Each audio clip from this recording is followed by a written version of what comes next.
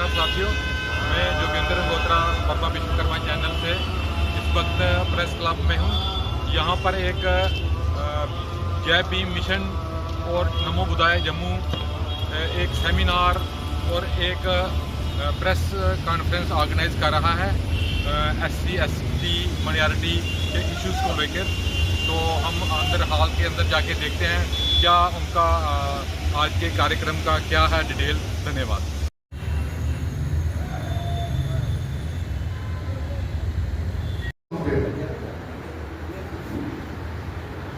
काफी देर से जब से भारत के अंदर दो विचारधाराओं की लड़ाई जो है वो चल रही है, चाहे वो आर्यन हो चाहे मूल निवासी समाज हो,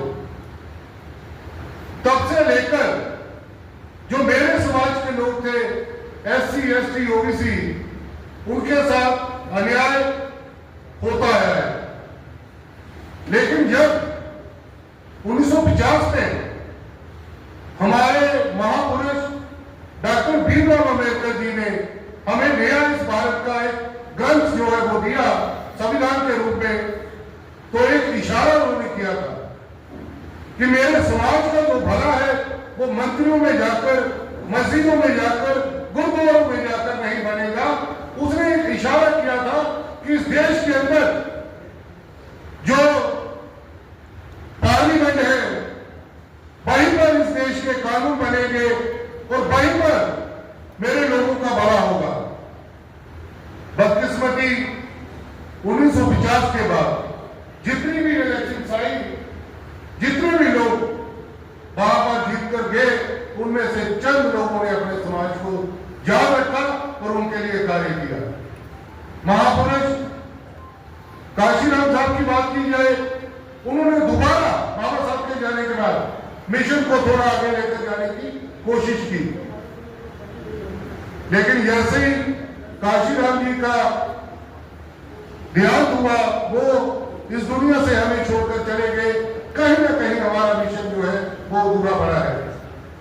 आज जितनी भी घटनाएं, चाहे वो जम्मू कश्मीर में हो चाहे राष्ट्रीय लेवल पर हो, जो अत्याचार SC ST OBC के साथ हो रहे हैं, कहीं ना कहीं मेरा जो सोया हुआ समाज है वो भी उसका जिम्मेवार है। जितने भी पॉलिटिकल पार्टीज में आज हमारे लीडर बैठे हैं, वो हमारी बात करने में अपनी जमीनी महसूस करते हैं। हम देखते हैं कि जब भी कोई SC ST OBC के साथ अन्याय होता है, असेंबली में उनकी बात नहीं की जाती है।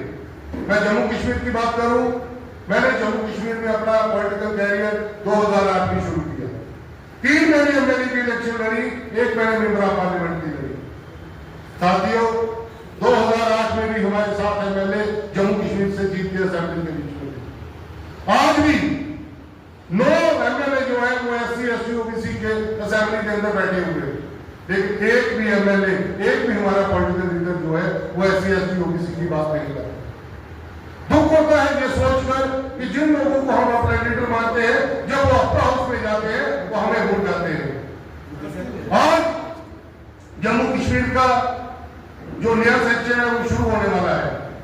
बहुत सारे प्रस्ताव जो है, बहुत सारी बातें जो है उस असेंबली के अंदर की जाएंगी। कोई किसी पार्टी पे अपने आरोप लगाएगा, कोई किसी पार्टी पे आरोप लगाएगा, लेकिन बदकिस्मती मेरे समाज की बात वहां पे कोई नहीं करेगा। साथियों, इस मंच से, क्योंकि मेरे पीछे भी काफी सारे साथियों ने अपने विचार रखने हैं, मैं ज्यादा समय नहीं लूंगा, लेकिन जो बात मैं जहां पे आए बुद्धिजीवी लोगों को बताना चाहता हूं, वो मेरी बात लास्ट कोने तक पहुंच गई होगी। संकल्प हमारे देश की एकता व अखंडता के लिए खतरा साबित होगा। तो मैं आगाह कर देना चाहता हूँ केंद्र की सरकार को इस तरह की बदतमीजियों से बाज आए, हमारे लोगों को उत्पीड़न बंद करे, हमारे लोगों के जो हक अधिकार बनते हैं उनको सुनिश्चित करे, वरना जो आप आग लगा रहे हो, एक दिन इस आग में आप लोग भी जल जाओगे। Thank you.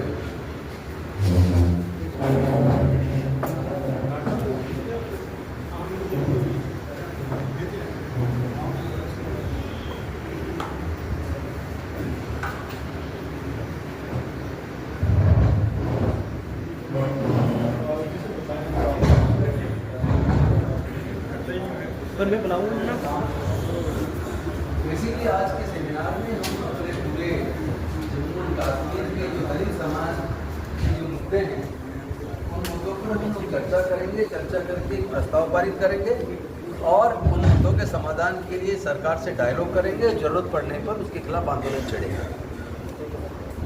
क्योंकि आप सब देख रहे हैं, जब से 1971 में जो लैंड रिफॉर्म हुआ जम्मू कश्मीर के अंदर, लैंड रिफॉर्म के बाद उन खेतों में जो मजदूर काम करता था उनको 50% का उनके नाम ज़मीन होनी थी और वो फील्ड पे काम कर रहे थे लगातार। लेकिन जब से यहाँ जम्मू कश्मीर का पूर्ण राज्य का दर्जा ख़त्म हुआ है, तब से वो स्थिति भी ख़त्म हो गई और खेत में उनको जाने से रोका जा रहा है, उनको प्रताड़ित किया जा रहा है। और जब पुलिस में जाते हैं तो पुलिस कोई कार्रवाई नहीं करती, एट्रोसिटी एक्ट में मुकदमा दर्ज नहीं करती। उनके जो प्रमोशन से संबंधित केसेस हैं, प्रमोशन भी उनको टाइम से नहीं मिल पा रहा है। वहाँ भी सरकारी महकमों में भी उनकी प्रताड़ना हो रही है। जो 4th क्लास एम्प्लॉई जो नौकरी कर रहे हैं उनको ठेकेदार उनकी तनख्वाह का आधा पैसा खा जाता है।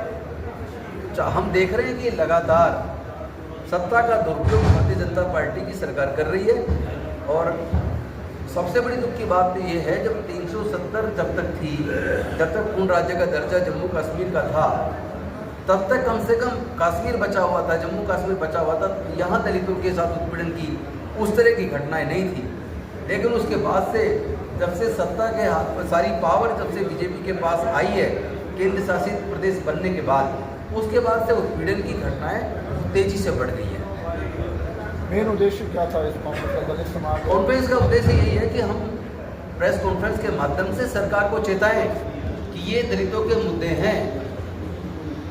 शहीद अमरनाथ जी, भगत जी, उन्होंने जो अपने जान की कुर्बानी दी, अपनी आहुति दी, जो फास्ट किया और उसके बाद जो अधिकार मिले तो वो भी चले गए। क्या आप चाहते हैं कि हमारे समाज के लोग फिर से आंदोलन छेड़ें, फिर से भूख हड़ताल करें, फिर से अपने आप को शहीद करें, या यहाँ की शांति भंग हो, लोगों में सरकार के प्रति गुस्सा पैदा हो और गुस्सा सड़कों पर उतरे? ये नहीं होना चाहिए। संविधान के अंदर सरकार की नज़र में सभी जाति धर्म के लोग समान होने चाहिए और जो जिसकी हक बनता है वो देने की जिम्मेदारी सरकार की बनती है, वो दे दे। अगर नहीं देगी तो हम अपने आज के इस कार्यक्रम के माध्यम से अपने लोगों को जागरूक करेंगे, अपने मुद्दों पर चर्चा करेंगे, प्रस्ताव पारित करेंगे और फिर उसके ऊपर हम सरकार को चेताएंगे, या तो सरकार करे, नहीं तो उसके खिलाफ आंदोलन छेड़ेंगे। लेकिन केंद्र सरकार की बात करें, एक तो केंद्र सरकार कह रही है कि हमारे टर्नओवर पर दलितों का सम्मान हुआ है, दलितों को सुनी जाती है। ऐसे किस तरह कहने से नहीं होगा। Special component plan fund for scheduled caste 1978, tribal सब प्लान 1975 में जो बना, जिसमें उनकी पॉपुलेशन के हिसाब से बजट में पैसा रखा गया ताकि उनके जो डेवलपमेंट की स्कीम्स बन पाएँ, और वो बनी भी हैं, उससे फ़ायदा भी हुआ। वो सारी स्कीम्स बीजेपी की सरकार के आने के बाद बंद हो गई हैं। छात्रवृत्तियाँ आ नहीं रही हैं, बच्चों की पढ़ाई बीच में छूट रही है। एजुकेशन को इतना महंगा कर दिया कि आम दलित गरीब तो समझ लो 99% हायर एजुकेशन का खर्चा ही नहीं उठा सकता। और जो PSUs बनी थी 100 से ज़्यादा PSUs इन्होंने बेच दिए, सरकारी नौकरियों का अवसर इन्होंने खत्म कर दिया। 4th क्लास एम्प्लॉयमेंट ज़्यादा था, वो पूरा का पूरा आउटसोर्स करके ठेके पे दे दिया। तो जो दलित वंचित वर्ग हैं उनके तो आगे बढ़ने के रास्ते लगभग बंद ही कर दिए। तो ये कहने से नहीं चलेगा बीजेपी के हमारे आने के बाद स्थिति अच्छी हुई है।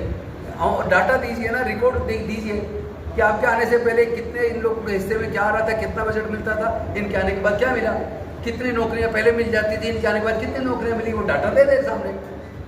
ऐसे खाली मीडिया के को बेवकूफ़ बनाने से थोड़ी ना बनेगा, देश को बेवकूफ़ बनाने से क्या हमने स्थिति को बेहतर किया है। इनके टाइम पर दलितों की स्थिति बदतर हुई है, बद से बदतर हुई है। उनकी नौकरियों के और उनके पढ़ने के रास्ते लगभग खत्म हो गए। Thank you. किया गया है। मेरे से पहले मेरे साथी ने बता दिया है कि आज इसके प्रोग्राम के चीफ गेस्ट माननीय श्री राजेंद्र पाल गौतम जी चेयरमैन हैं मिशन गैप टीम के। मैं जम्मू की धरती पर उनका स्वागत करता हूँ और धन्यवाद करता हूँ जिन्होंने अपना कीमती समय निकालकर हमारे बीच में बैठने का उनके विचार सुनेंगे। और उन विचारों की जो वर्षा हम पर होगी, हम उसकी मिठास को ग्रहण करने का प्रयास करें। जैसे गेस्ट ऑफ ऑनर्स है जहाँ Kabir Kumar Bhatt ji retired SC/ST development corporation से, क्योंकि मैं भी बैंक से रिटायर हुआ हूँ, हमारा वास्ता रहता है।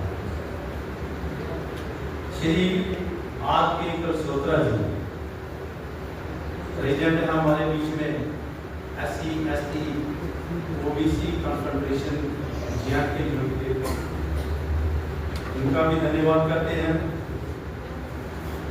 श्री नरेंद्र सिंह खालसा जी, नरेंद्र सिंह खालसा जी आए हुए आ रहे हैं, तो वो भी हमारे बीच में होंगे। जो प्रेसिडेंट हैं शिरोमणि अकाली दल अमृतसर के से, गेस्ट स्पीकर है डॉक्टर जोगिंदर सिंह, प्रेसिडेंट भाम से आए हुए हैं। ये खड़े ये थैंक यू गेस्ट हैं इसमें जनाब शाहिद सलीम जी, एडवोकेट शाह मोहम्मद साहब, वरुण भट्ट जी,